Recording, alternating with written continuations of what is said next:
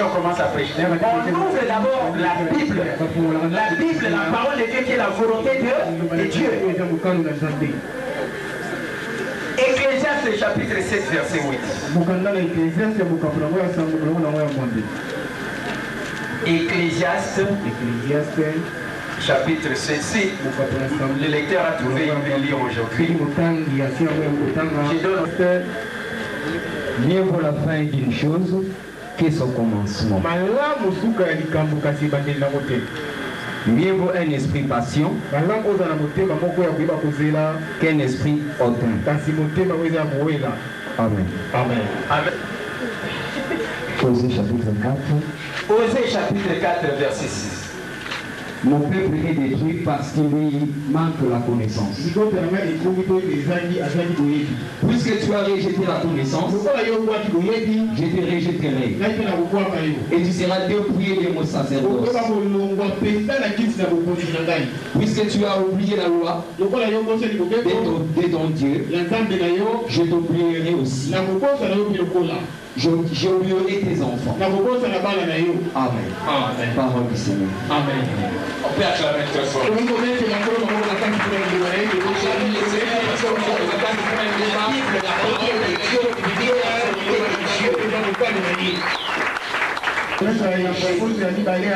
Voici aujourd'hui le dernier mardi de ce mois de juillet et l'avant-dernier jour, parce que demain nous allons terminer. Nous te disons merci pour ta parole qui parce que ta parole c'est une lampe à une lumière sur notre vie. Et notre prière est que le Seigneur tu nous rendes la vie sur ta parole. Cher Saint-Esprit, toi qui inspires cette parole, conduis cette parole, toi, dans le cœur de chacun. Et par l'autorité que tu nous as donnée, nous interdisons tout ce qui est irréguliable pour qu'il s'interpose par cette parole et toute personne pouvant l'entendre. Saint-Esprit, glorifie Jésus. Au nom de Jésus, nous avons prié. Amen.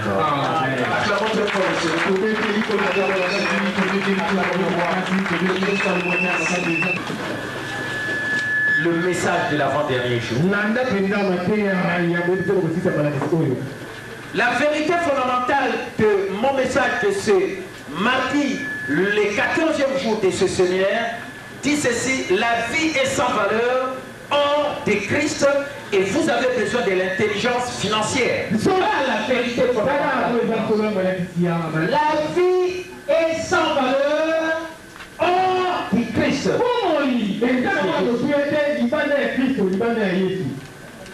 Ça c'est la première vérité fondamentale importante pour saisir le message que je vais partager avec vous et l'exemple que je vais vous illustrer. Et la deuxième partie dit: vous avez besoin de l'intelligence financière. Amen. Alors suivez maintenant l'exposé de mon message. La vie ne peut être agréable qu'en Christ et nulle part ailleurs. La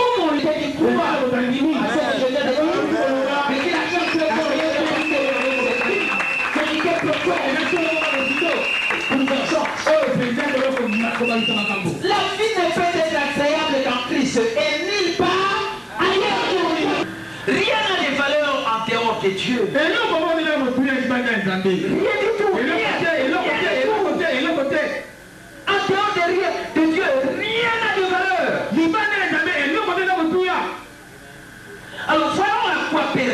la vie en dehors de Christ. Mener une vie en dehors de Christ, mais ça ressemble à quoi? Et vous allez comprendre cela par l'exemple que je vais vous citer. En 1923, il y avait un groupe d'environ 7 personnes, 9, qui se rencontraient à Chicago.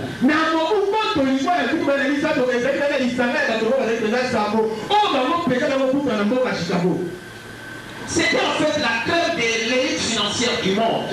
Manière financière. Et la haute finance. Et parmi eux, il y avait le président de la plus grande industrie métallurgique du monde, le président de la Settlement International Bank et un membre du groupement des assureurs, etc. Quand une personne, ou 9, dans une autre traduction on dit 9 personnes, ces personnes-là contrôlaient plus d'argent que la réserve fédérale des États-Unis.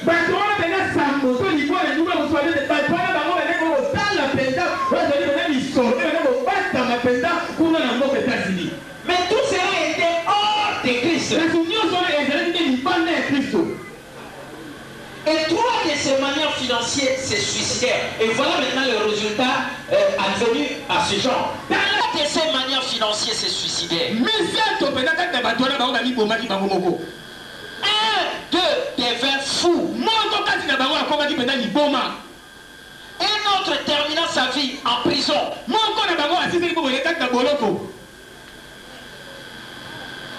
Amen. Amen. Et le président de la plus grande aciérie du monde terminant sa vie sans un sou.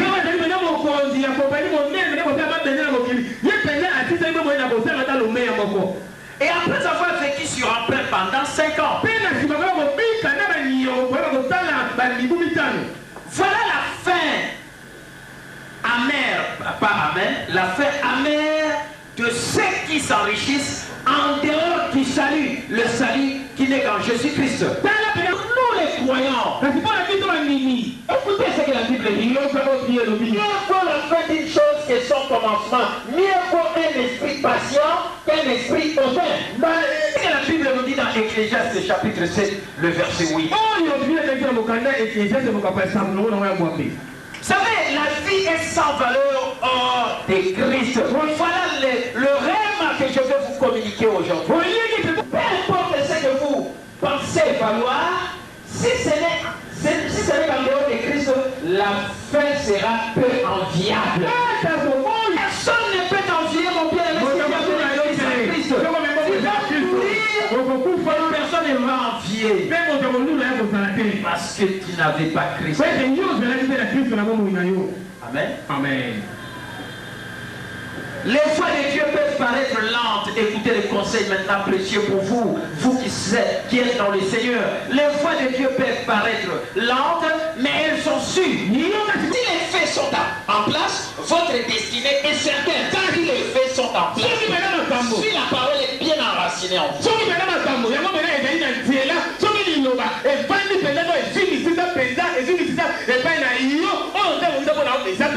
Parce que Dieu est plus que suffisant. Il s'appelle El Shaddai.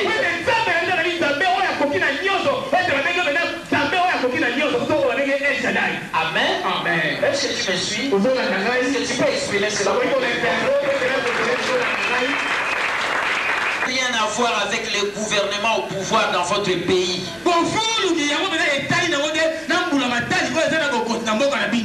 Écoutez, le gouvernement du ciel, où vous êtes citoyen, est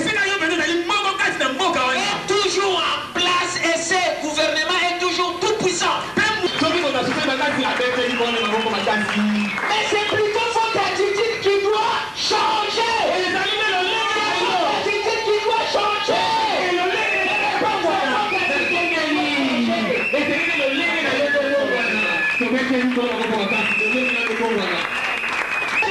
Vous n'êtes pas sous le contrôle des politiques de votre pays, mais vous êtes dans une alliance que Dieu a établie avec son peuple péri.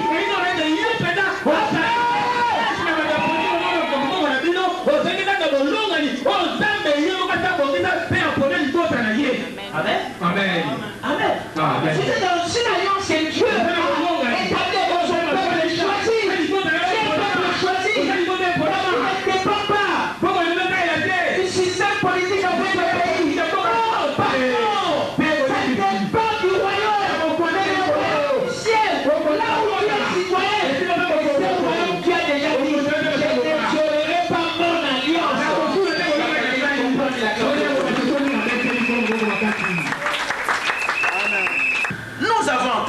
assez de témoignages attestant que Jésus est plus que suffisant pour faire de celui qui se lie à lui une véritable star en ce monde. Amen. Il est dit dans Hébreux chapitre 10, verset 38. Et mon juste vivra par la foi, mais s'il se retire, mon âme ne prend pas plaisir en lui. Il y a un c'est vivra par la foi et la foi Dieu le fait entendre et c'est qu'on entend Dieu de la parole de Dieu.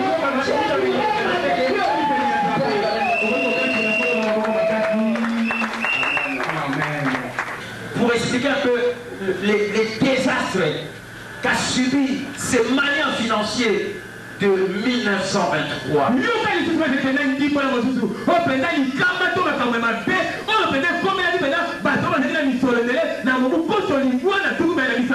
À part l'explication primordiale que nous venons de donner, que ces gens étaient sans Christ. Et celui qui est sans Christ, il termine sa vie d'une mauvaise manière. C'est ce qu'on connaît, cette manière financière. Vous voyez que l'argent, un autre élément qu'il faut comprendre du désastre arrivé à ces hommes 25 ans plus tard, depuis 1923, c'est le manque de l'éducation financière.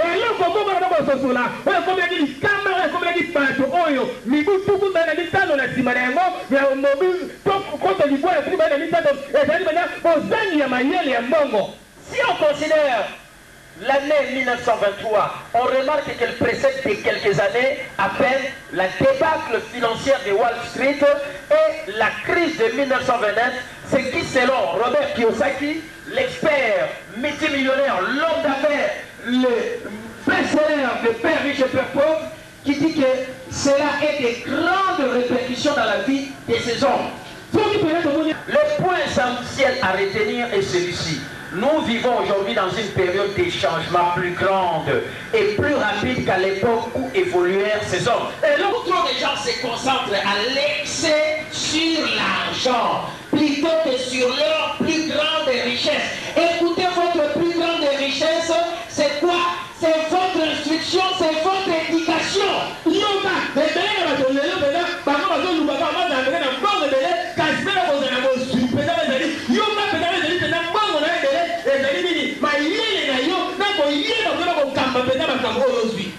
Votre instruction, votre éducation. Ce n'est pas parce que vous avez l'argent que vous êtes riche, c'est parce que vous avez la connaissance. Et cette connaissance vient de l'instruction de l'éducation. Amen. Suivez. Si les gens sont disposés à adopter une attitude flexible, à garder l'esprit ouvert et à apprendre, ils s'enrichiront de plus en plus tout au long des changements. Mais s'ils pensent que c'est l'argent va résoudre le problème, on a alors bien peur que ces gens feront un voyage plutôt que le mouvement.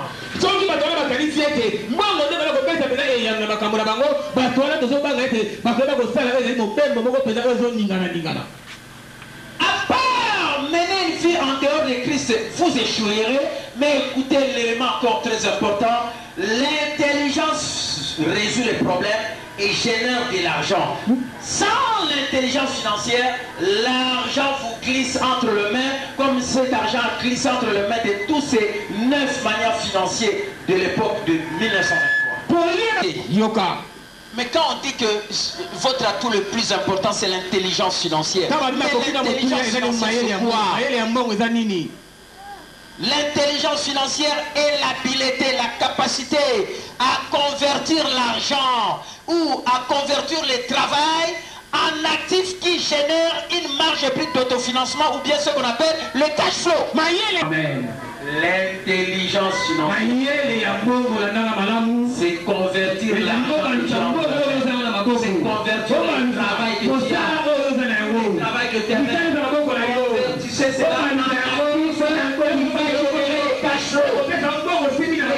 C'est ce qui te permet de un actif et un passif. Un actif, c'est ce qui te fait entrer de l'argent, tandis qu'un passif, c'est ce qui te fait sortir de l'argent.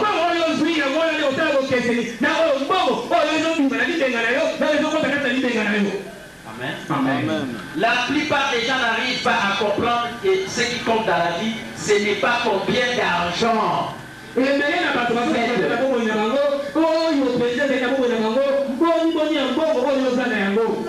plutôt les sommes d'argent que vous parvenez à conserver. Il est plus facile de se changer soi-même que de changer les systèmes politiques.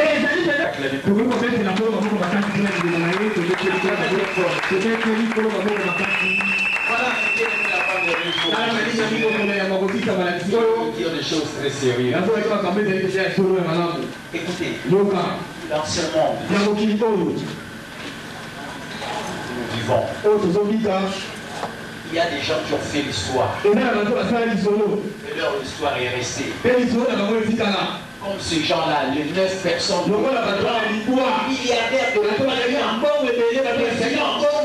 en 1920. Se sont réunis à Chicago. Ils sont très riches. Avec tout l'orgueil qu'ils peuvent avoir. Et à Chicago, ils se réunissent. Les gens les plus riches, les gens des grandes entreprises, la bourse, des histoires comme ça. Les grands riches. L'histoire est restée. C'était en 1923. Nous sommes en télé. Vous savez quelque chose qui se passe. Ça doit inspirer les autres. Ça donne une leçon que les autres doivent tirer. Amen. Amen. Ils se sont réunis des grands maniants. Des présidents des grandes sociétés. Les gens qui tenaient les finances du monde. On dit même que la banque, la réserve fédérale des États-Unis ne pouvait pas contenir l'argent que ces gens-là contenaient. Détenaient entre eux.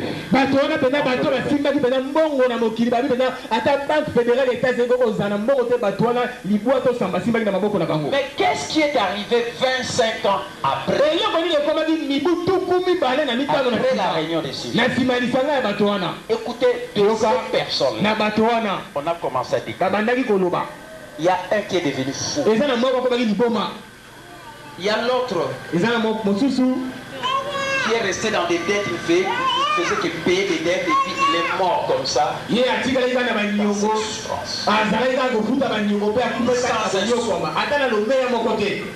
un autre qui s'est retrouvé en prison. Et il y a un autre là qui a fui les pays parce qu'on les cherchait parce qu'il était trop endetté. Il a fui, il est allé dans un autre pays mourir là-bas.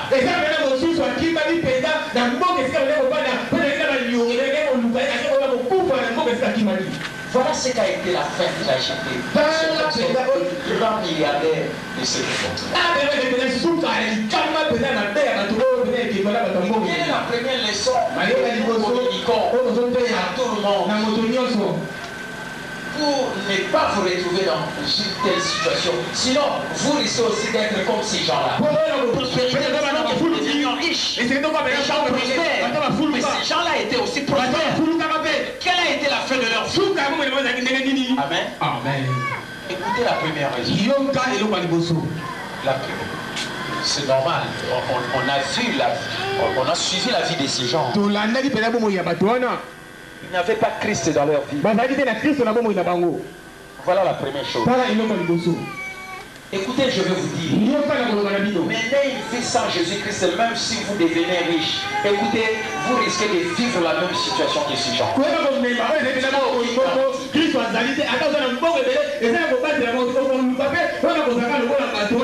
savez, la Bible dit des riches et des Jésus. Nous soyons enrichis. Donc, la volonté de Dieu, Dieu va notre mission être prospère. C'est Jésus qui est venu. Il était riche, c'est pauvre pour nous, afin que nous devenions riches. Et voilà pourquoi si tu veux mener une meilleure vie, et tu veux bien conserver ta prospérité, il faut être avec Jésus-Christ. Parce que la vie en dehors de Jésus, c'est la mort. Il comprend qu'il a la première explication. Amen. Amen. La Bible dit dans 2 Corinthiens, riche qu'il était.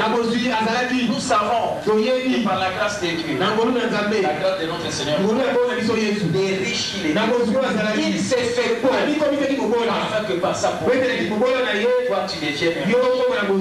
Donc Dieu veut prospérer. La Bible dit dans Psaume 27, verset 27, Dieu veut la prospérité de son serviteur. Je suis son serviteur.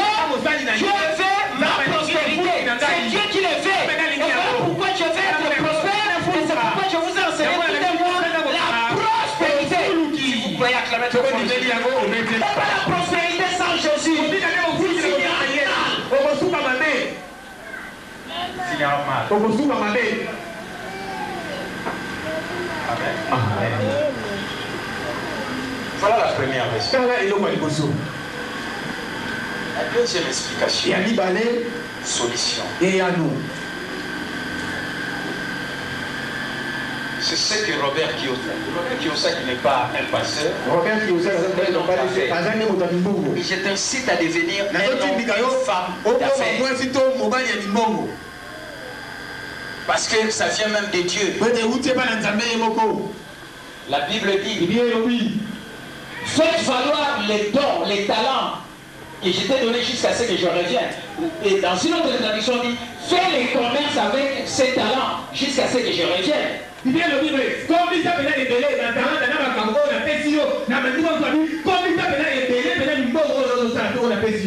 savez Dieu, mais c'est lui-même qui est l'auteur de la propriété privée. Il est le Dieu créateur d'Israël et de la terre. Et il dit que nous sommes ses héritiers. Et co-héritiers avec Jésus-Christ. Donc nous partageons le même héritage avec Jésus. Donc nous sommes dans une famille qu'on appelle la famille de Dieu. Amen. Où nous sommes des co-héritiers avec Jésus-Christ.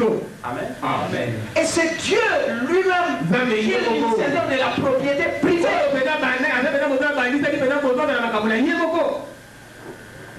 On dit dans la Bible, fais valoir les dons que tu as jusqu'à ce que je revienne. Fais les commerces, fais les affaires avec ce que tu as.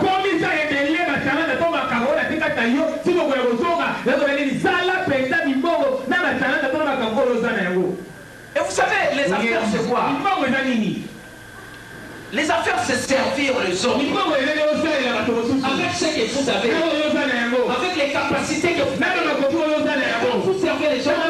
En contrepartie, vous servez Amen. Et là vous servez Dieu. C'est ça les affaires avec Dieu. Parce que Dieu veut que nous puissions servir les autres. Et quand tu sers les autres, en contrepartie, on va te remettre. Tu fais les affaires. Amen. Amen. Mais écoutez, beaucoup de gens font les affaires, mais ils n'ont pas l'intelligence financière. Amen. Amen. Ils n'ont pas cette habileté de convertir l'argent qu'ils ont ou les travaux qu'ils sont en train de faire avec leurs mains en actif qui peut générer un cash flow. Parce que ces gens-là, les manières, ils avaient la main. Pourquoi ils ont fini mal? Tu peux avoir l'argent. Ce n'est pas parce que tu as l'argent, c'est parce que tu as la connaissance. Et des choses. Et également,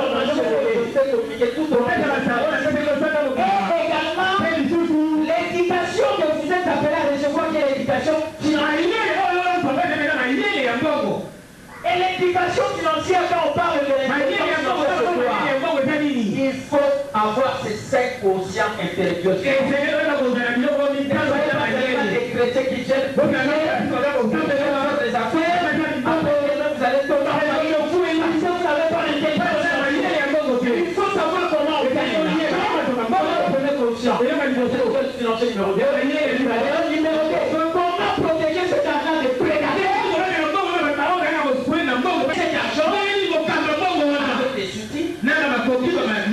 Et qui pas que je n'ai pas fait la comptabilité.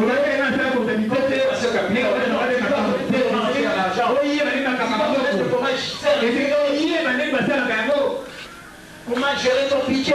Comment faire ta petite comptabilité? Comment tenir le compte? Il faut connaître ça. Mais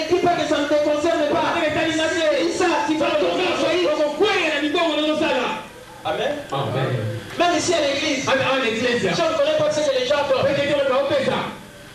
vous allez dire molimo. Amen. Vous savez, je connais ce que les gens donnent. On a compté le nombre, c'était combien?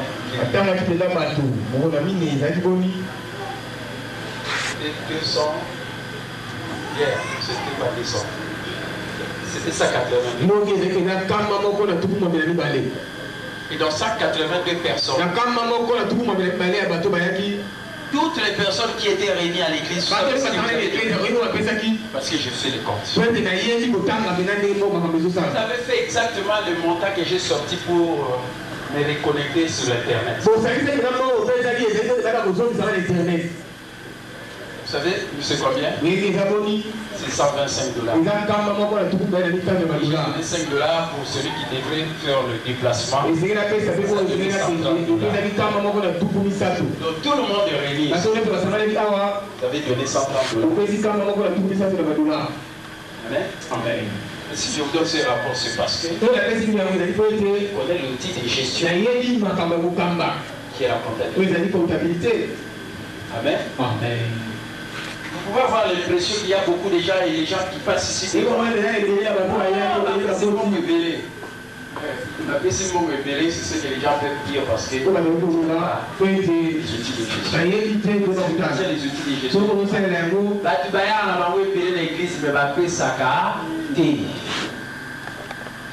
Malgré qu'on prêche sur la, malgré qu'on enseigne sur la,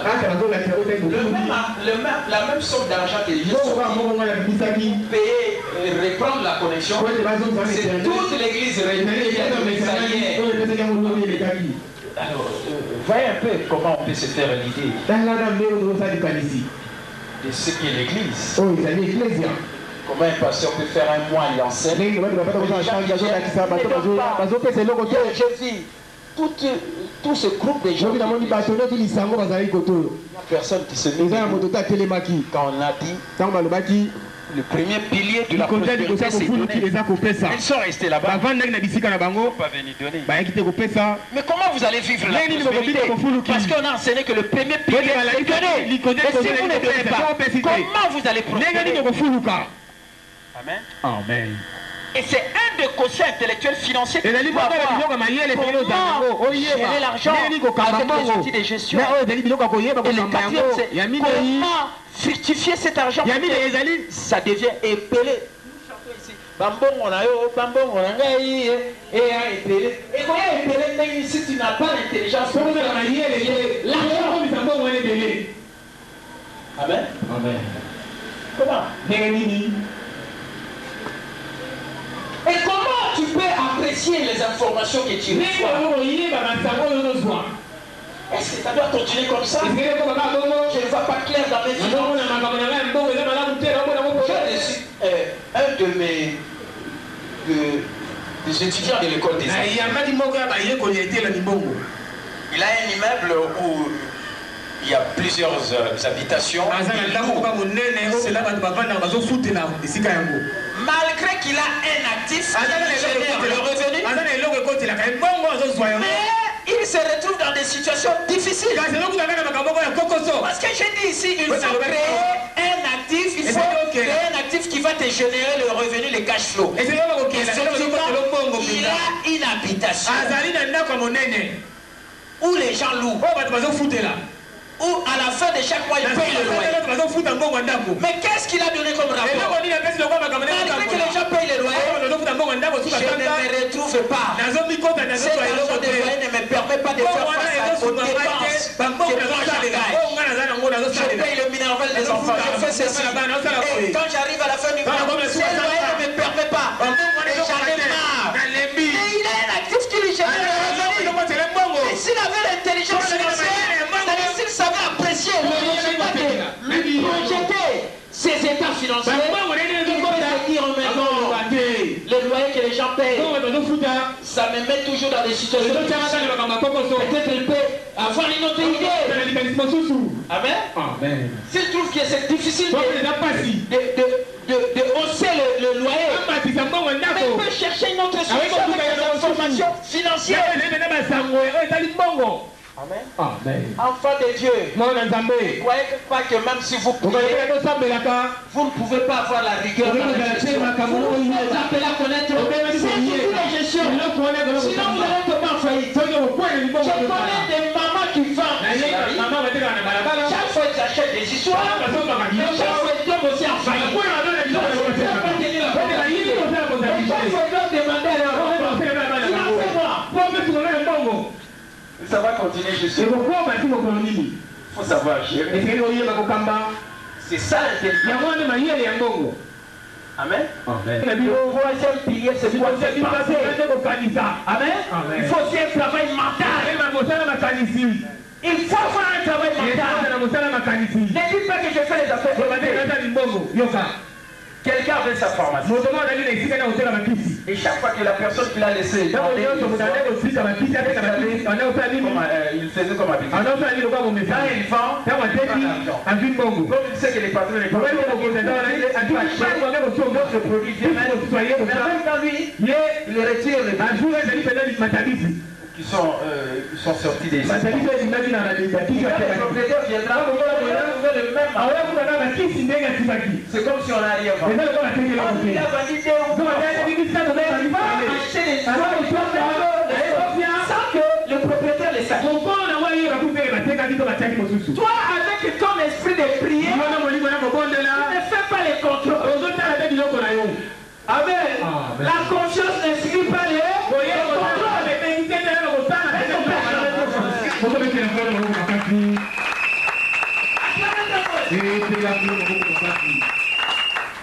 Amen. Voilà ce qui manque à beaucoup de gens. Ce n'est pas parce que vous avez l'argent. Les gens ont l'argent. Ils ne sont pas riches. Parce qu'ils n'ont pas l'intelligence.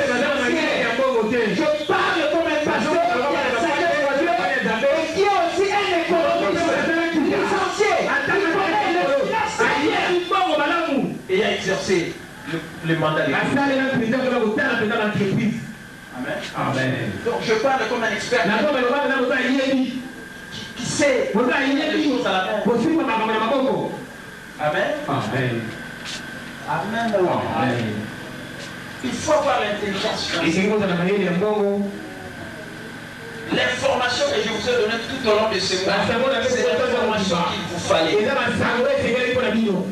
Et ceux qui m'ont suivi à l'école, il fallait aussi avoir cette information. Parce que là, j'ai approfondi l'éducation financière. Là, je peux vous montrer aussi d'autres choses. Je ne peux pas expliquer peut-être parce que ça dépasse un peu. On le fait seulement à côté. Nous appelons l'école des affaires. Amen. Et une fois que vous avez l'intelligence, l'intelligence plus l'éducation, c'est ce qui vous donne la connaissance. Et voilà pourquoi la Bible dit: mon peuple périt par manque de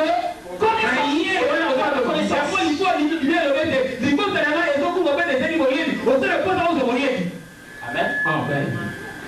Ce n'est pas parce que vous avez l'argent. C'est parce que vous avez la connaissance. Vous avez l'intelligence. Vous avez les 5 possibles. Amen. Voilà le deuxième aspect que je voulais donner pour expliquer la chute de ces gens qui étaient gagnants, mais ils n'ont pas pu faire l'effort de pouvoir se développer, de continuer à apprendre. Beaucoup de gens, quand ils ont l'argent, ils n'apprennent pas. Voilà pourquoi vous voyez tous ces riches qui ont existé dans ce pays, la RDC, quand même ils n'apprenaient pas, c'est comment en fait les comptes ils ont mal fini. C'est élément important. La plus grande richesse que vous avez, c'est l'instruction. C'est la plus grande richesse. Moi j'ai toujours dit, je suis riche. Des choses que j'ai fait. Beaucoup de gens qui ont comme ça la main, ils n'ont pas cette connaissance. Je les dépasse. Amen. Parce que je m'instruis tous les jours de la vie. J'apprends tous les jours. Il faut apprendre. Amen. Il ne faut pas être ignorant. L'ignorance, c'est vraiment la mort. peuple périt. Amen. Amen. Amen. Amen. Ça a été bien dit. J'ai expliqué cela. Ces gens-là, si les gens sont disposés à adopter une attitude, faut adopter une attitude flexible. Ne soyez pas carré. Il faut garder l'esprit ouvert. Vous savez, beaucoup de gens qui prient sont seulement fermés dans les choses. Ils font un effort de connaître.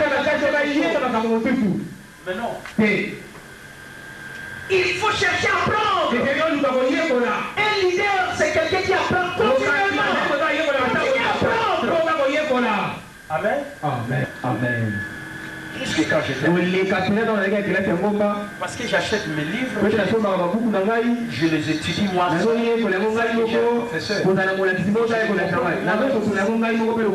Amen. Amen. Beaucoup de choses que je vous explique. Parce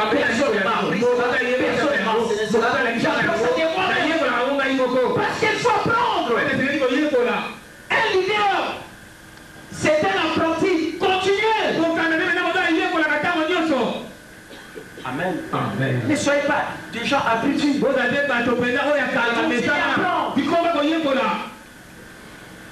acquérir la connaissance, les savoirs, c'est un pouvoir. La connaissance, c'est un pouvoir. Le troisième point pour terminer, qui fait que beaucoup de gens, même si un jour tu es arrivé à gagner l'argent, tu es riche, tu risques de chuter, il y a une chose, tu peux expliquer ça. C'est parce que tu n'as pas la grâce donnée. Voilà le point important. Si tu n'as pas la grâce, amen. Amen. Un point très capital. Je vous ai parlé de 7 piliers de la prospérité. Le premier pilier fait allusion, c'est donner. Amen. Amen. C'est quoi? Le premier pilier de la prospérité, c'est quoi? Répétez, que tout le monde dit ça. C'est quoi? Alors, je vais vous donner une vérité fondamentale profonde. Je vais pas résumer tout ce que je vais dire par la suite. Dépend de la grâce de Dieu. Une partie importante de revenus est remise à Dieu.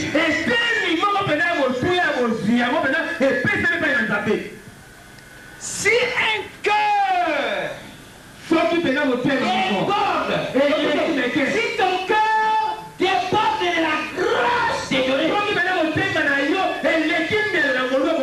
écoutez, si tu as l'argent, une partie importante, tu vas donner ça à Dieu. Amen. Amen. Vous voulez que je vous aide à comprendre cela, ce que je veux dire? Les chrétiens de Macédoine, dans 2 Corinthiens chapitre 1, on dit qu'ils étaient dans une extrême et dans des sérieuses tribulations.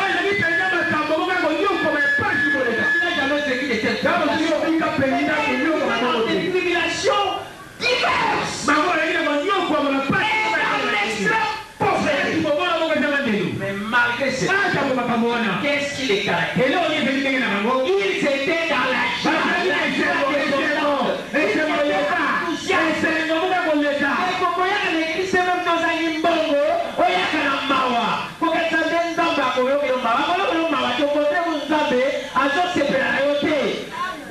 chrétiens de Macédoine étaient dans la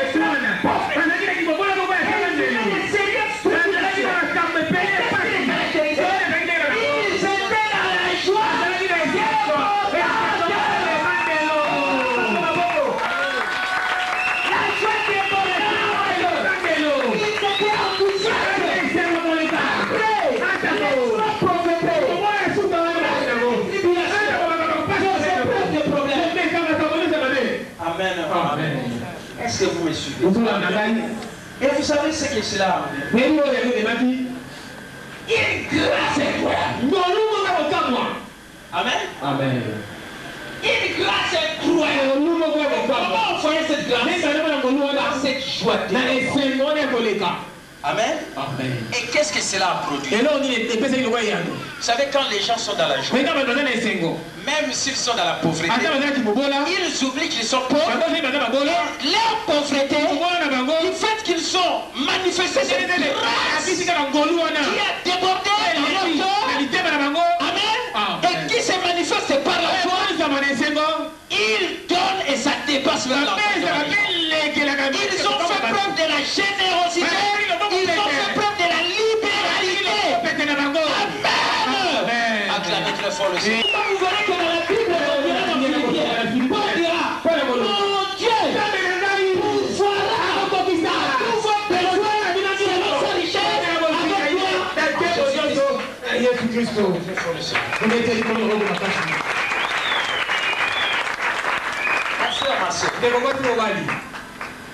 tu veux être délivré du matérialisme. Amen. Amen. La solution, c'est la grâce. Vous savez, je n'ai pas été longtemps. Je n'ai pas fait des tours en Europe. Mais je connais. Quand je suis allé, je suis. Et dans notre famille, on est en 11. Il y a 5 dans notre famille qui sont en Europe. Amen. Amen. Vous savez, les gens qui sont en Europe, tellement qu'il y a le matérialisme, ils ont difficile, n'ont pas la grâce de donner. Amen. Amen. C'est pourquoi ne vite pas la bénédiction. Ces manières-là, pour dans des situations misérables à la fin, vous savez, j'ai fait l'étude de milliardaires d'aujourd'hui. Des années 1900. Bill Gates est le premier à dire à tous les milliardaires prenez la moitié de toute votre richesse pour aider les gens. Amen. Amen. Voilà pourquoi ils gardent et ils conservent. Parce qu'ils ont la grâce de donner. Ils ont compris le secret. Ils ont tiré des leçons des erreurs, des manières de 1923. Amen. Des bons. Écoutez le rama que je vais vous donner. Si votre cœur est bon de la grâce, si tu as quelque chose, tu ne manqueras pas de donner à Dieu. D'abord à Dieu. Voilà pourquoi on dit ces chrétiens des Macédoniens, ils se sont d'abord donnés eux-mêmes au Seigneur et puis à nous, c'est-à-dire à leur prière. Amen. Amen. Ils se sont d'abord donnés au Seigneur. Mais qui est celui qui se donne au Seigneur? C'est celui qui est dévoué au Seigneur. C'est celui que le Seigneur a gagné son cœur à 100%.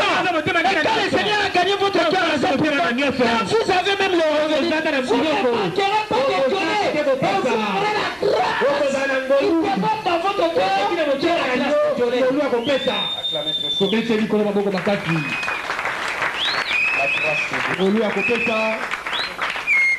Amen. Amen. Beaucoup de gens en Europe. Moi je connais les gens qui étaient ici. Depuis qu'ils sont allés, pas même un franc Congo. Au contraire, moi je moi qui suis ici, il y a la grâce de cette grâce qui déborde même na bao bazara na rema et bandeli mingi bakenda ki bazaro pesa mais lelo bazawapi babatami parce qu'ils vivent dans un pays immatériel. Même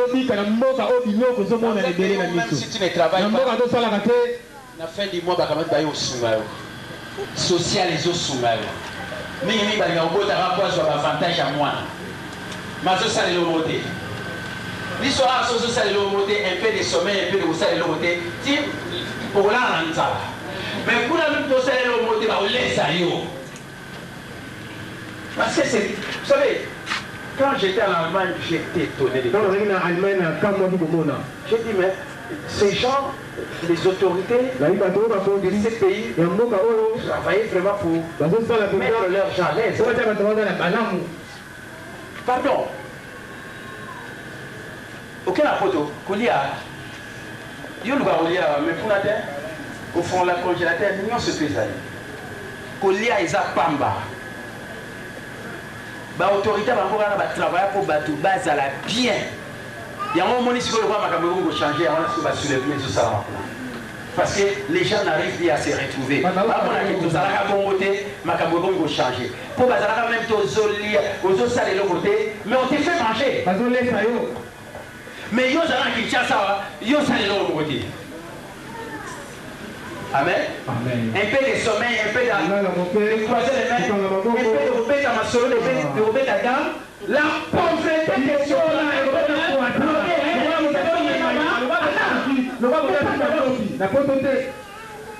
quelqu'un a un micro là, quand soit on a dit travailler, on doit travailler, mais tant on commence on a.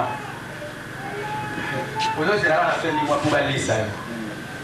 Et au côté de la sociale, au côté de la faut pas d'avoir sur avantage, mais tu ne travailles pas. Tout ça n'a pas été. C'est le matérialisme. Mais comprenez que les gens qui vivent comme ça, est-ce qu'ils peuvent avoir la grâce de donner? Et ma bénédiction, l'alliance cachée. Voilà pourquoi ils ne sont pas bénis. Amen. Moi, ma mère est là, elle me suit. Demandez à ma mère. Ça ne passera pas un jour. Il faut que je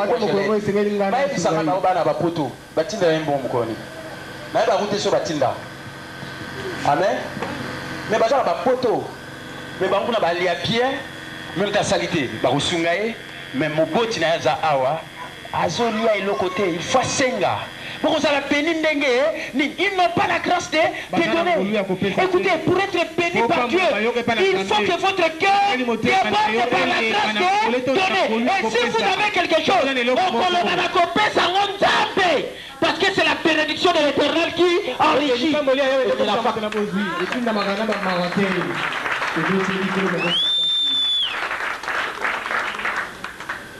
Dans une extrême pauvreté, la chrétien macédoine, dans une forte tribulation, mais ce qui les a caractérisés, c'est la grâce. Et comment on a vu cette grâce? Par une joie démesurée.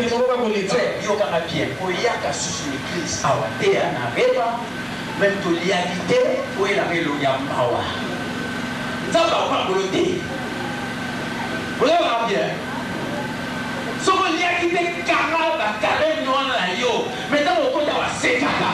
Si on t'a pas son nom, Seka, on t'a pas compris pour la yo, on comprend le miracle avec ça.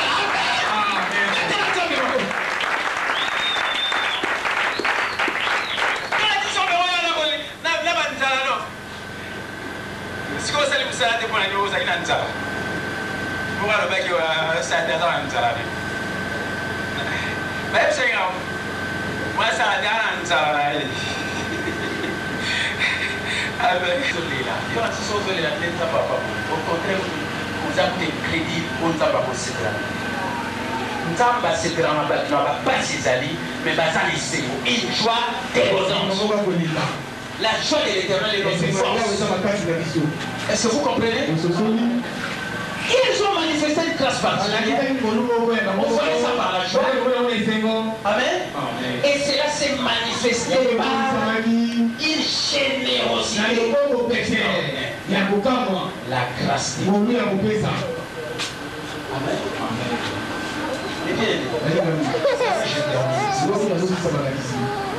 Si je vous ai dit demain vous venir et apporter quelque chose, je veux que vous apportiez ça. Je suis en train de vous dire. Que votre cœur déborde de la grâce. Si votre cœur ne demande pas par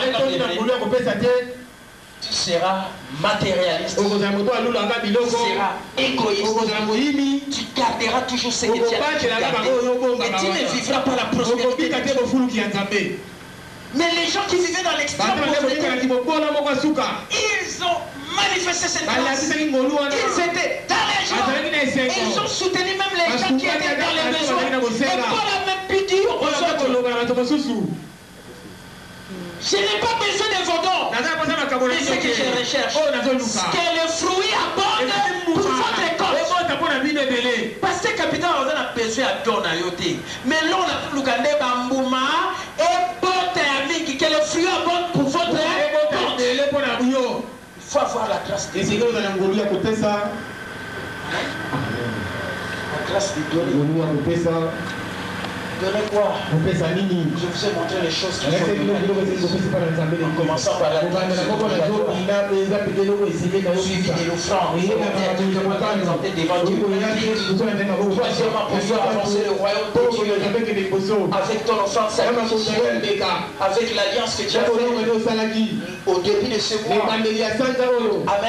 Et demain, quand tu viendras donner une offrande volontaire qui est quelque chose qui montre que ton cœur, écoutez, je dis bien ton cœur, parce que si ton cœur n'est pas gagné à Dieu, il ne donnera pas aussi ce que tu as à Dieu. Mais si tu es dévoué, ton cœur est gagné à Dieu, je ne parle pas de ça, Amen. Beaucoup de gens commettent des erreurs. Au monde a l'autre après ça fait c'est le côté mais mon mariage à mon tour quand même d'actrice ça n'est le monde dans la femme de l'Anzambé parce que ça a dit pour ce genre de pardon on donne d'abord à Dieu c'est la bénédiction de l'Éternel. Amen. Amen. Je veux que demain quand tu viendras que ton corps déborde de la grâce de donner. Amen. Amen. Et tu commenceras à vivre la paix.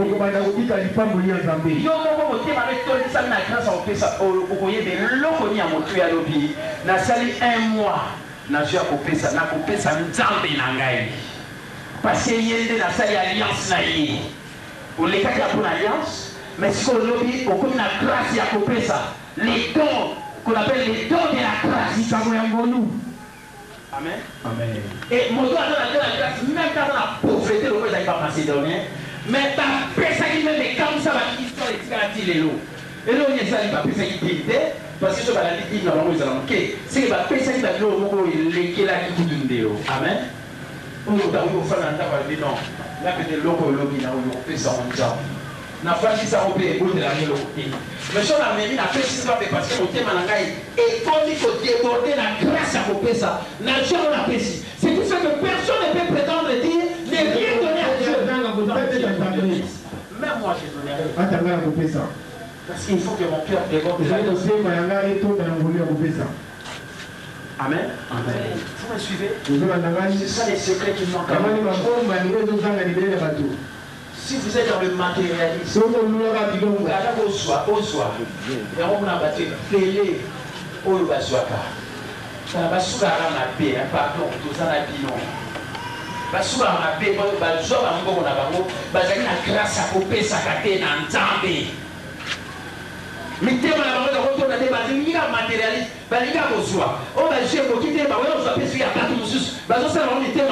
et quand vous faites ça, Dieu ne peut pas être content.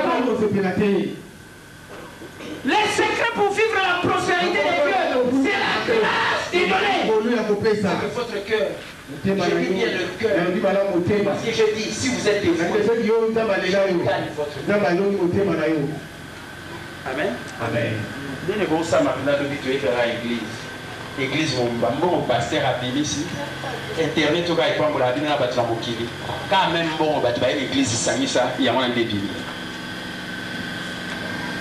tout le monde faut na mon père na pesa contribution na pesa ina kati pour na zanga pesa te mikolo champion ya pesa pour la dire que les autres qui na lola et ça la mapata pe mapata simande osali ni e okitila ba mapamboli ya bénédiction et si tu es bas secret frère Matteo na te bine ça ba secret à cause la béni ça ko de pas nganga ça on luka mutu mo na mo akosa yo to kele beta ba coupe mo boye ou bien to kele ba voyage mo boye kele temps bozo on se retrouve à zéro. La reine de l'ensemble, c'est la bénédiction de l'Éternel qui en vit avec ce chemin. Est-ce que vous comprenez? Dans une extrême pauvreté. On a un logo au PSAT. On a un logo au PSAT. C'est que mon thème est tourné sa marquette na grâce à vous au PSAT. C'est pourquoi tu ne fais pas la bénédiction. La grâce de Dieu. Frère, oui, ils sont comme la grâce au PSAT. Jamais le mot où les cavaliers basent au PSAT quand ils église aux âmes. Amen. Le même temps, on a le bail qui est cambié à l'île. Là, il y a un foot qui internet. Non pas parce qu'il y a un bon côté. Même temps, tu sais que dans le but, le mot PSA. Et ça, il y a le pays. Dans le cas, on a dit le pays. Dans le cas, il va fuir à abonder la compte là, la bino. Donc, pour en faire partie, et ça, l'opportunité. C'est-à-dire, on donne aux gens les opportunités pour qu'ils soient bénis. Vous avez les camps internet, qui peut participer? Ceux qui profitent de l'opportunité, ils sont bénis. Mais continuez à être bénis, ne laissez pas les temps. Mais la posa il n'a pas été date et ça l'a boué. Et normalement, on a tourné la moukanati de la ville au Maïle. Il y a vraiment les eaux les catés. Ah, on a eu le 28 et les guilles. Le 29, il faut pas katamaï. Et heureusement, on a fait un modèle, on a aussi une unité. On a tchakawana. On a aussi la unité pour ça, on a une unité aussi la maille. Il faut faire $20, $30. Dans Balamoko, le col a un cœur de Bordaka. Na grâce à Obesa, na utilisation, na tindi. Le temps na Lukambo, on a tinda. Na c'est là qu'il y a été pour Obesa. À part maman Kabea, Thérèse, vous avez ça déjà $20. La seule. Après le bilan, on a mis en cas, tu dis ça, Evelyne, après c'est $7, parce que après c'est $10. Maman Thérèse, vous avez eu ça sous, pasteur, qui ça sous, après c'est 50. Continuez avec cette grâce des données. Ne regardez personne. Je vous donne les secrets de la prospérité. Si votre cœur déborde de la grâce des données, Dieu vous rendra prospère et vous deviendrez riche. C'est ça le secret. Il n'y a pas autre chose. Bateau Bazara Mania en 1923, parce que nous avons mis ça tous les Amaïba. Bazali na vie à Christ, Bazali na Jésus. Mieux dans la grâce de l'eau et de Jésus. Amen. Deux, oyebi Yesu, maintenant Yesengio, comme appelle na maïle, ou babi en intelligence financière, pour le battre mon limo. Amen. Soit maïle, bagani en bon, nenge, ni. Bon, on se bagani, va battre la main à prédateur, nenge, ni. Oui, ma prédateur se babarait. Oui, non. Sans une bon, on a fait du mois. C'est mec à une bon. Ton division a fait du mois, toi, ils ont bon. Amen. C'est vrai à Jumbo. On va aller tenter. Et la chose c'est chaud. Si on se dit qu'on va prédateur, on est passé sur le Kaïkanda. Baye au soir. Baye au Benda. Des prédateurs. Yo se fait ça, on va s'aimer, on va pouvoir ça. Pour bailler les gars qui vont s'arrêter, on y a on se fait une auto au Sahara. Il faut savoir protéger ton âme. Amen. Il y a trop de prédateurs aujourd'hui.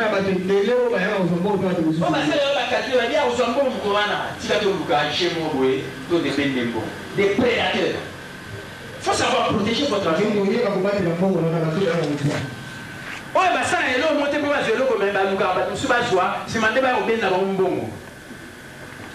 il faut savoir gérer ton pardon, comptabilité à moi,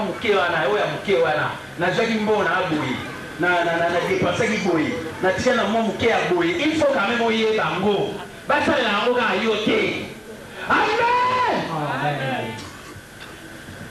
et puis, on a dit ça, comment on comme ça, très actif. Amen. So ba ba lo mo ko ezali ko so so bia wa. Yo zo sala te na mo zo sala na yo. Amen. O lo ko ma fo le so to le so so bi o zo ke so ke o sala te bo. So na ke na o ya te. Pa so le to o isi za ga so ke te o ya te. Si on crée actif, on peut te l'embon, même donc il était, bon, on peut te faire un dago. Autant nous réfléchir mais on peut saloper. Amen. Nous sommes créés que nous pouvons côté là, bon. Et on va être actif. Est-ce que vous comprenez les gars? Amen. Est-ce que vous comprenez les gars? Amen. On crée actif, on peut côté là, bon, mais les gens bah tu vas comme ça là, bah sur le système à caractère on est mieux pour ça. Bah comme vous gagnez bah bon sans travail, revenu sans travail. Parce qu'il a créé un actif qui lui génère des revenus. Mais lui, il reste à la maison. Il va les habiller. Modona. Témoignage. Amen. Moussé, Mikolo Ngaï revenu sans travail. Na bibi que na pas nata chérie na. Na bibi il fait sous bois. Il y a femme na pour faire na kiti. Tout à la télévision avec Pierre. Amen. Mais malgré ça, on a suscité pour dans l'occasion que l'homme est allé et bon, même dans la sanité, on peut tirer un bon. Mais chérie, dans l'aïe, Moutona, alléluia. Mais les hommes sont souvent au sala, chérie n'a pas été. Amour n'a pas été. Baba Bamour n'a pas été. Mato sala. Mais vous savez, n'est-ce pas? Amen. Vous savez. Vous savez, n'est-ce pas? Au famille la chérie là haut.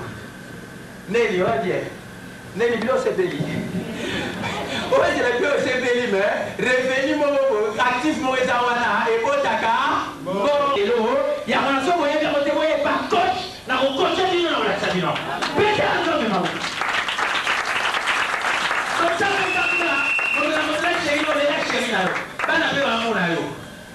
Amen. Amen. Ngala fait papa. Pour la 28e année, il y a des gens qui chérie dans la vie. Bana biso ba monanga bokolonio so banda to bota ba motilelo. Amen. Amen. Autre ça qui papa na biso to moni était parce que papa va pasteur akina au piano so pa wapi a que l'équipe va nous sur bon sur à négliger c'est ça maman. Tout que na Europe na chérie na biso mbali. Dans les États-Unis, à ce moment-là, prière pour la TDT. Il y a qui a été pour y aller au Tika. Amen. Mais si vous donnez l'Europe, puis vous allez. Mais pas dans la mission, dans l'affection à ma beauté. Mon comment va vous faire, je sais pas, un temps d'été par le haut, biso, ma parent à biso, quand vous savez, ma jambe, quand ma caméra bango, va s'occuper bisoter et les athées. N'enga pe na kola na ba parent na ngai, na viva affection na. Ndenge bebano ya biso ba vivre bana accusation moi au kisa biso ba nzambe nous sala nzambe tozo sala ba les apiers baza kolo nango musée de la témoigner to yoka ngo ba de kolo nango musée kolo nango o chéri na loba o a kibara mama nzambe ne kuna nga kibara te yero so lelo polele amen. Amen. Bino musali ba ebisa bino bobo mantoto kuna boba famille na bino bo négliger. Bon je li pambole pa nzambe te to mona ki responsabilité envers la famille. Amen. Oh, vous savez battre. Amen.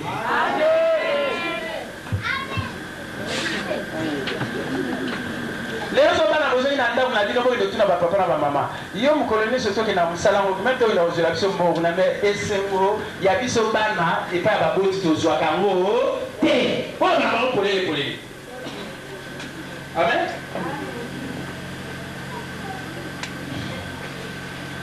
Amen. Il faut équilibrer ça entre nous, ça, aux sala, la famille. Et le nom va te payer parce que ma famille n'a pas de couleur sala. Vous voyez que ça se comme ça, moi, mais Mili. Oh, bana le ba comme ba fazer, oh bana le ba comme la ba problème, ainsi de suite. Le courant ba musala bo kenda ka bozo tika bango pour contrôler la bangoté. Faut être des parents responsables. Moi je suis un parent responsable. Bana nyoso ya ngaya ba côté primaire, tu ba celle-ci na landeli bango biati na suka. Na futeli bango bon à classe. Amen. Nous avons même en classe qui est tiré à Bah on a vu comme à l'université bon si vous avez débrouillé à Kéina et même bon à classe n'a pêché. Amen. Ouais, tika la dadi yé nem na me mati lelo. So ni bo de classe yé on a me na ketika yé. Na zo ngazo se. Amen. Mais ma boti musu su bana on bazala ba bota bango. Ba yé ku de classe pas il va te naraté. Ba yé ne ku ba tika bango te. Mais on a tongo wa ça dimaki na musala na yé. Ba ndi ma yé la société qui na ba tu. Faut bazala sali mais pas na ku ba ndi ma yé. Tout ça n'est pas moyen d'exempter. Est-ce que vous me suivez? Je vous dis des choses clairement. Pardon. Amen. Amen. Nana est sûr qu'il faut que ça la bonne négliger pas dans nos pauvres enfants pour les savants. Parce que nous avons dit accompagne tous les travaux des témoins. Société va faire au Kanamanango, mais tant qu'accompagne on a mis ça à ma boque on a eu. Il faut comprendre les bêtises en nous.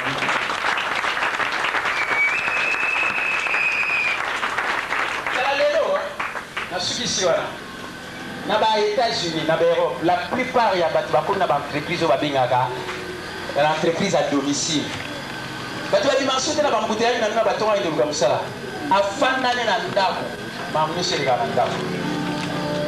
est dans son travail à domicile. Tout se passe à la maison. Mais il a créé un revenu résiduel, un revenu sans travail qui génère parce qu'il a créé un économiste, actif. Amen. Vous avez un ça pour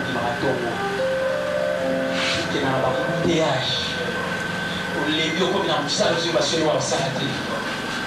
Pour vous faire un dap, dans l'équilibre, il y a pas dans le souci de la bout, mais parce que c'est la famille, parce que on a ici nous a Amen. Amen. C'est pas moi que je vais faire. Trois choses. Je crois que tout le monde est venu ici. Il mène une vie. Sinon, aujourd'hui c'est le jour favorable. Si tu n'as pas encore reçu, je te demanderai de parce que tu peux recevoir tous ces enseignements sur la prospérité. Mais si tu n'as pas Jésus, c'est rien. Vous savez, j'ai beaucoup aimé le pape actuel, Pape François. Il est en train maintenant de mettre les choses en ordre. Il dit, je viens ici au Brésil vous apporter quelque chose qui est plus meilleur, qui dépasse tout. C'est Jésus-Christ. Acclamez très fort. C'est le pape qui parle. C'est le pape qui a parlé. Il parle de Jésus-Christ. Il n'a pas parlé de Marie. Jésus. Amen. Parce qu'il a compris. Sans Jésus, on ne mène pas une mère. Amen. Et deuxièmement, cherchez à acquérir l'intelligence. Votre pasteur a cette place et vous êtes avec lui à l'église. Et j'ai formé même une école ici pour vous aider à y parvenir. Faites un effort. Amen. Et troisièmement, que votre cœur déborde par la grâce. Et ce qui m'a demandé, c'est la grâce. Amen. Vous dites que Jésus a dit que comme pauvre, comme riche. Ndeko. Oh, et Dieu se retrouve à la pardon. L'hôpital au Yahawa. Motono social à c'est là le bâtiment on a un bon côté. Le quoi la grâce c'est côté bordé, même dans l'extrême pauvreté, ne composez l'eau comme on pense à il faut comme ça même bateau, bah vie même bateau va précis. Mais nous allons avoir une bataille de l'eau comme côté. Et vous verrez comment Dieu sera entré dans la vie. Que Dieu bénisse sa parole.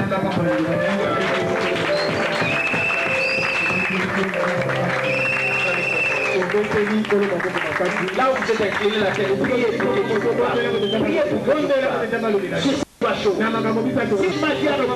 et je l'ai toujours dit, il est vraiment mon conseiller sacerdotal. Quelqu'un qui a de l'expérience. Moi, je n'ai pas cette expérience. Mais lui, il a eu la grâce. Il a eu l'expérience. Et il mérite d'être respecté. Et je parle de l'État des Sabiens. Mais la façon dont il s'adresse à mon profil. Non, moi, l'État des Sabiens. Si les gens ne les comprennent pas, moi, je veux les témoigner. entendre. Et comme il avait promis.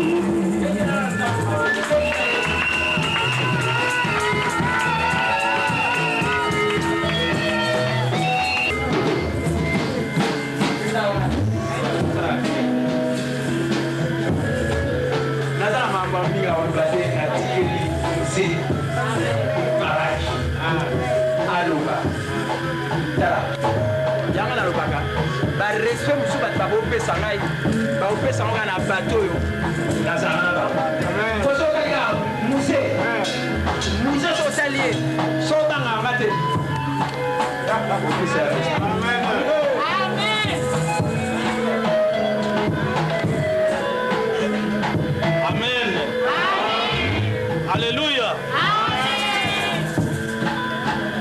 Il va les appuyer. Alléluia.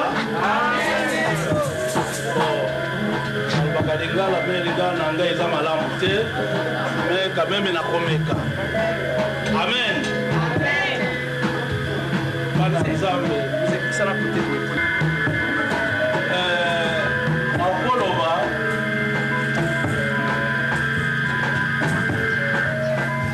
La commission nzambe mingi omoni bino koza na eloko ya monene oyebi kosalela yango te koza na mimesano ase moto akozala na diama moko monene boyo azokanisa lele mosusu libanda me eza diama azolala nzanga azozanga bilamba azozanga kolia me aza na diama wana okoyebisa bino bandeko na ngai acheve capital aza diama diama monene oyo namonaki ngai aza kavere na ye asali makambo ebele na nzambe me nayi kokuta oza libanda moko ya diama oyo ebombami me bato ya kinshasa bamonaka yango te oyebi tovandi na ye mingi awa mikolo ebele azali koloba libala eza bien chéri Adolphine ngana azokanisa me mpona nini alobaka mikolo nyonso chéri Adolphine parce que nga nayebaki koloba koyebisa motu chéri nayebaki yango te obie libala eza bien nayebaki yango te me nazalaki kolandela ye malembe ntango namonaka ye na chéri na ye Adolphine moi nazali komona kanda nalobi eske nzambe ya capital nzambe oyo ya libala eza bien ngapi ya kokosa elanga ndenge wana ete bozokanga bien nde ezalaki susi na ngai nayebisi nzambe salelanga ndenge osalelaki mosali na yo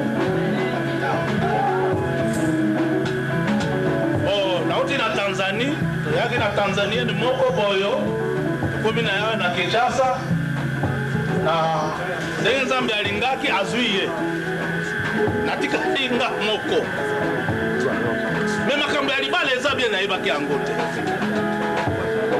nayebaki libala eza bien te namonaki lelo mosusu eza kaka bachanson paster oyo nayebaka ke akokotia nga loboko awa na Kinshasa eza paster capital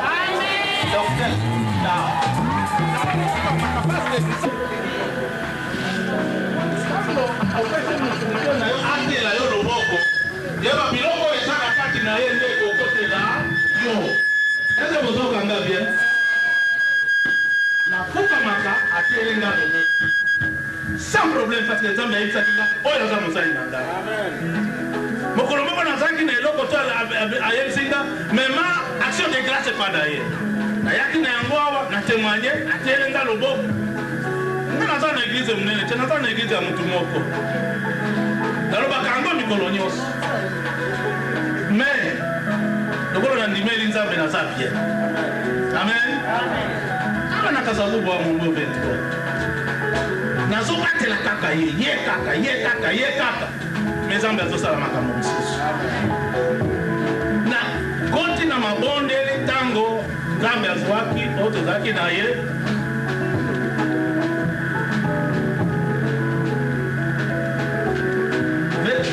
nasalaki mpe miazi 20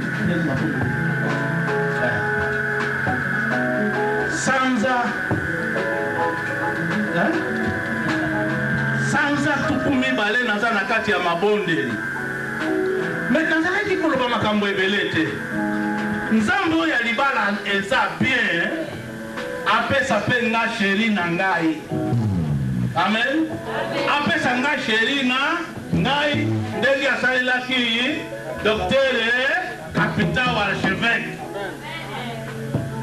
ve mwa nasambelaka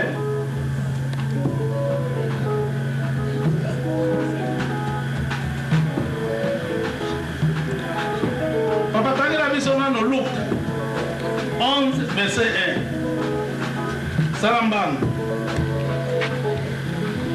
nakomela tele mosusu bosi bolembi eza makambo minene oyo nazoamen parce ntango bazoyebisa bino ndenge lipambula ekokoya bozomona lokola eza baje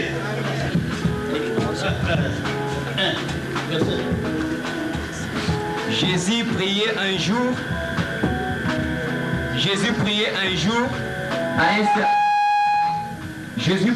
jour à un certain lieu. Lorsqu'il y est achevé, un de ses disciples lui dit: Seigneur, enseigne-nous à prier comme Jean l'a enseigné à ses disciples. Il leur dit: quand vous priez, dites: Père, que ton nom soit sanctifié, que ton règne vienne. Amen. Amen. Amen. Omoni tango bayakolo ya Yesu bazalaki na ye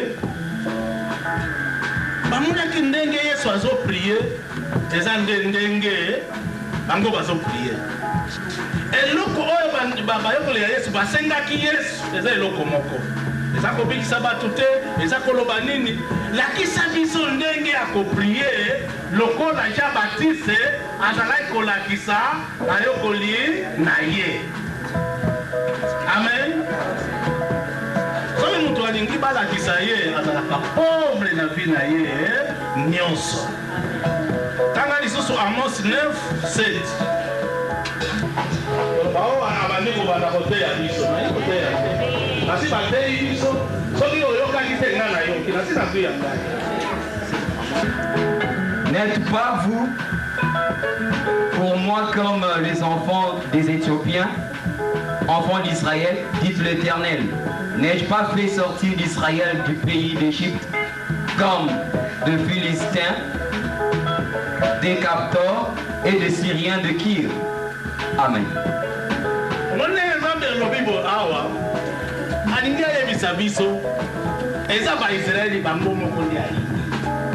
Non. Alobi asalaki makambo lokolo ya Israeli pe na bato mususu lokola ba Philistie na o balobi ba chrétien ba bato ya Misri asalaki ezali ndenge pe ndenge abimisaki bana ya Israeli na mboka ya Misri.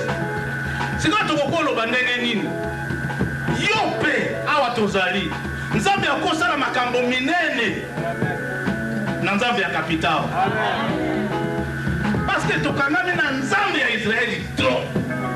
Tozotika meme bakola kisabiso solo tozoloba kaka Nzambe ya Israeli. Mais Nzambe azawa tozali. Nzambe akokosala bikambi azawa.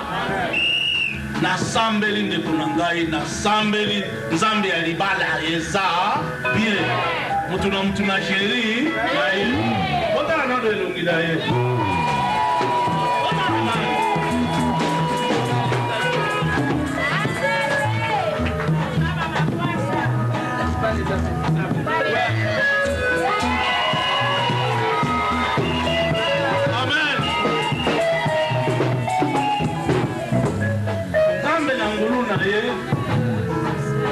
Ozomona chérie nanga Marie Christine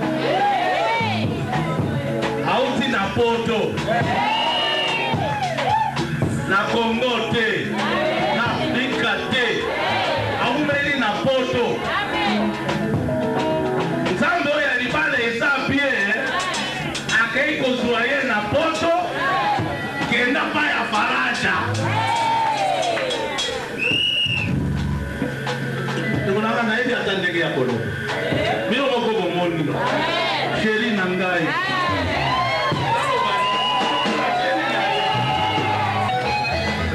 Tozali mariage de coutumier. Tozali mariage de civil. Etikali skali pamboli. Mais namonaki archevêque ete akopambola ngai.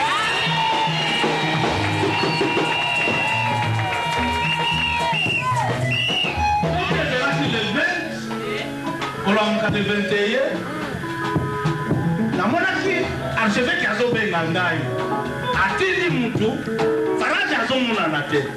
C'est pourquoi bomoni nga awa sika nga nalingaki mokolo akopambola ngai nde akomona sheri na ngai. Mais lokola Nzambe alingaki lelo naya mpona botosi na ye nde bomoni nga awa lelo.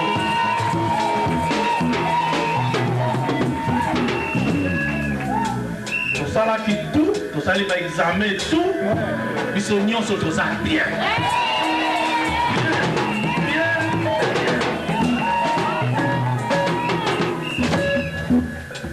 Toka na yebi français te, mais a yebi français ya bien. Nzambe amemi okokeza pa mutu oyo alobaka français.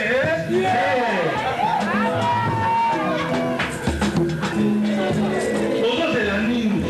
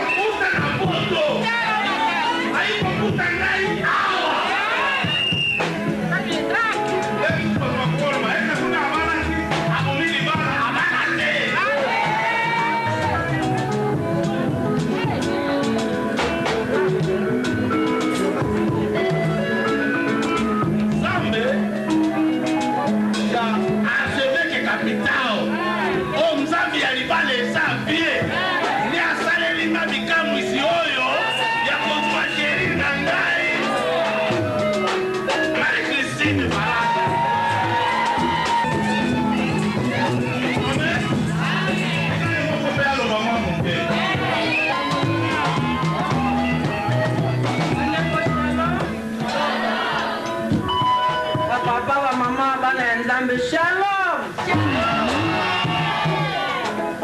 Nzambe atako nyonso.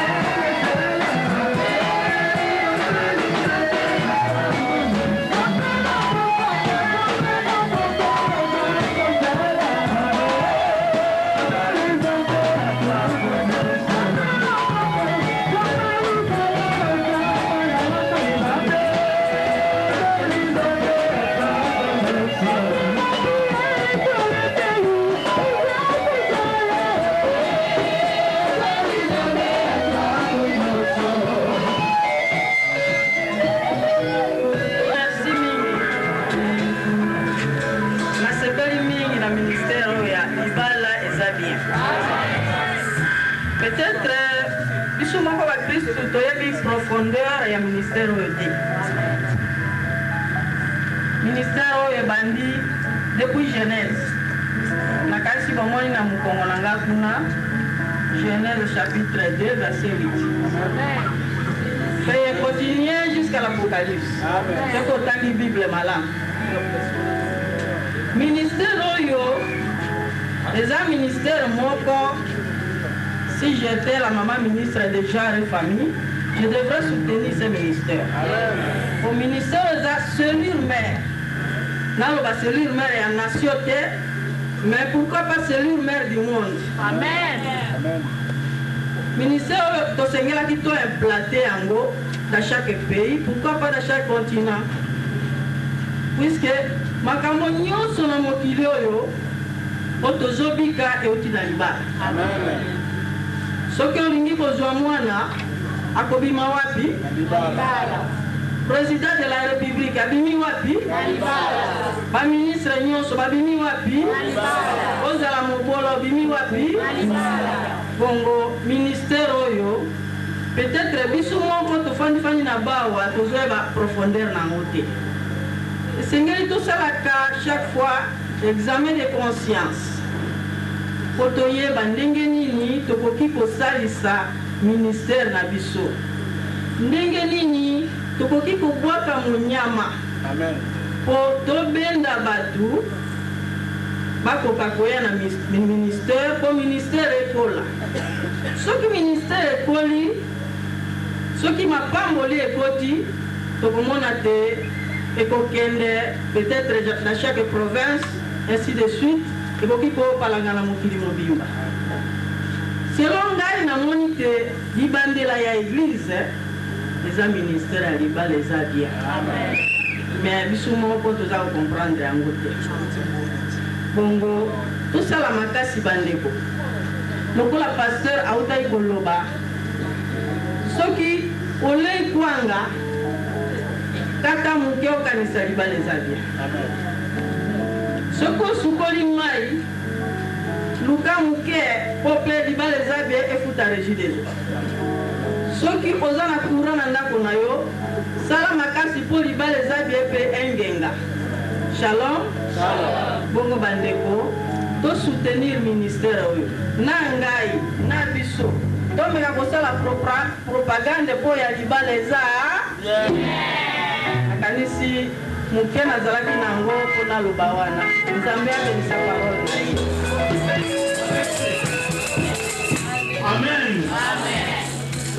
Omoni nazui lipambo ya makasi na libala ezapia. Oyoki mwa muke. Ese bokoloba Nzambe aponela kinga paye. Oya yebi Nzambe te. Oyoki mwa muke. Bakisa lisusu soki nazwi chérie Christine Marie eza pona libala eza naye ezaka ye mikolo nyonso ministère ya libala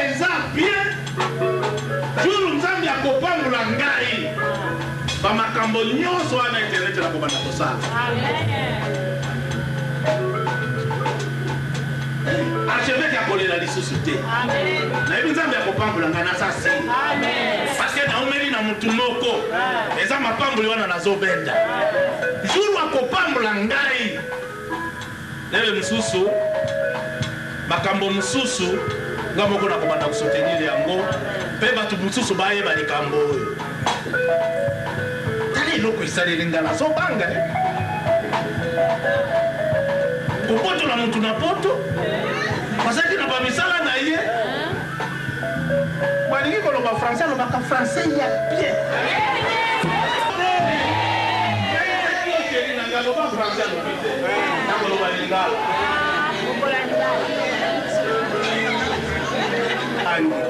Nzambe alingaki kaka naye bomona ngai mpe bomona sheri na ngai mpe bomona koloba bapara na ngai oyo basalaki tunazwa sheri na ngai Marie Christine eza papa Capitao na mama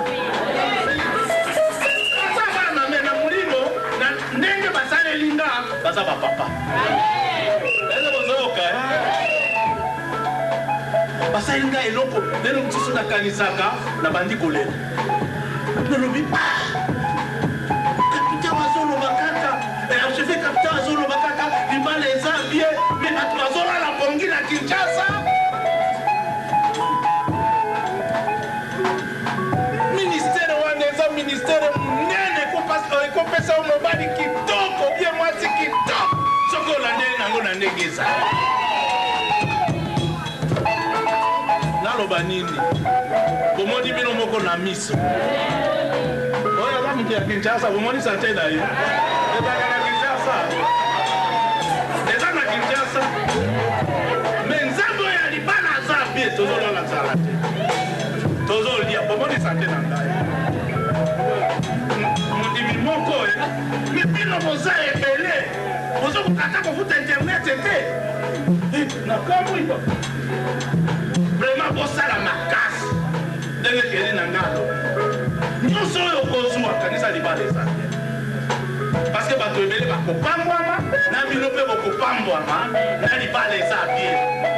Nga nalobi ministère ya rema te nazoloba libala eza bien nde esalelinga makambo nyonso oyo ekotami na kati ya ministère ya rema parce que ministère ya rema aza papa aza moboti nde aboti libala eza bien. Nga naza furi ya libala eza bien mariage nange ekosala bana furi ya libala eza bien.